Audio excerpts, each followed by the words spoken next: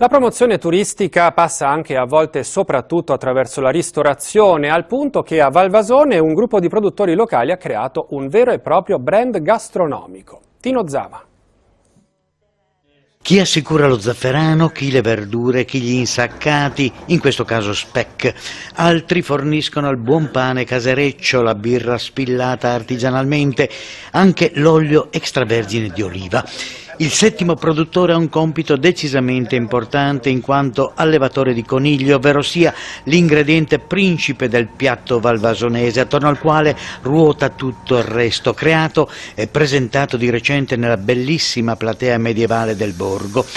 L'idea è venuta a un'operatrice valvasonese doc. Per far conoscere tutte le produzioni in un momento veloce, quello che è il turismo mordi e fuggi, abbiamo pensato di chiedere allo chef Fabrizio di poter creare Voleson in un boccone, tutti i sapori di Valvasone Arza in un solo boccone. E lo chef Fabrizio non si è fatto pregare, mettendo a disposizione tutte le sue arti per confezionare questa memorabile pietanza. È un piatto leggero, perché il coniglio è un piatto che ha delle qualità organolettiche molto alte, ecco, digeribilissimo, e abbinato poi ovviamente con questi prodotti di eccellenza ne fanno un piatto eccellente. Un piatto a chilometro zero in fondo, messo assieme da 7 produttori del luogo, un luogo tutto da visitare e ammirare, una realtà in fase di forte sviluppo in chiave turistica.